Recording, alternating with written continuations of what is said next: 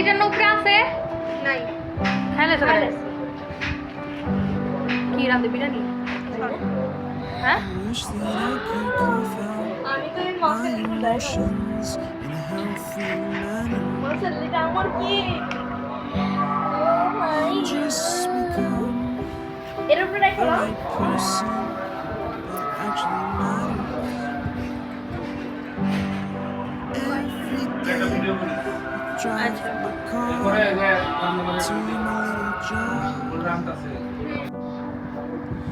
Find some peace in the stations that I throw on.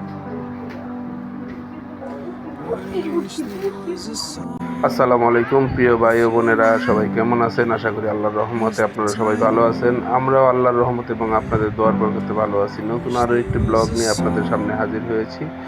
আজকে আমার ছোট মেয়ের বার্থডে, সেই জন্য তার বড় বোন কেক নিয়ে এসে তাদের ঘরোয়াভাবেই তারা 3 বোন মিলে কাটতেছে। তো দেখতেছেন আমার ছোট মেয়ে কেক কেটে সেটা মুখে নিয়েছে, আর আমার মেজো মেয়ে সেটা আবার পরিবেশন করার জন্য হাতে নিয়ে নিয়েছে। আর এখানে উপরে রান্না বান্না চলতেছে। আজকে রান্না বান্না করবে গরুর গোস্ত এবং পোলাও। সেজন্য আমার ওয়াইফ আপনাদের ভাবি সব কিছু রেডি করে হাতের কাছে নিয়ে সব কিছু তারপর রান্না করতেছে। দেখতে পাচ্ছেন এখানে পেঁয়াজ, আদা, রসুন, মরিচের গুঁড়া, হলুদের গুঁড়া, এলাচ, দারচিনি এগুলো সব দিয়ে সুন্দরভাবে কষাচ্ছে।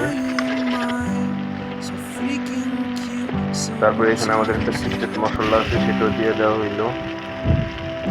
তারপরে এখানে গরুর গোস্তগুলো সুন্দরভাবে ধুয়ে রাখা গরুর গোস্তগুলো দিয়ে প্লাস সেটাকে ওই অবস্থায় আমরা আসলে আগেই মেরিনেট করিনি, কারণ সময় ছিল না সেই জন্য। আর এখানে পোলাওর জন্য ফ্রাই প্যানে পেঁয়াজ দেওয়া হয়েছে।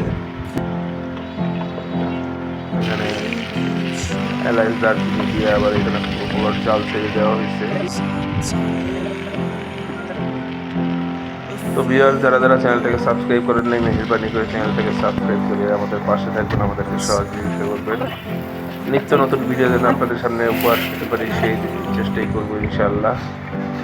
আপনাদের একটু সাপোর্ট পেলে অবশ্যই আমরা সামনে অগ্রসর হব।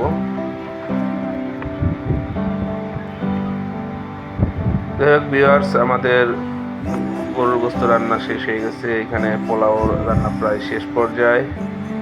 দেখতে পাচ্ছেন পোলাওটা একেবারে ঝরঝরা হয়েছে, কারণ আপনাদের ভাবি পোলাওর চাউলের পরিমাণে পানি দেয়। তো ফাইনালি আমাদের এই যে গরুর গোস্ত এবং পোলাও এবং সাথে শসা।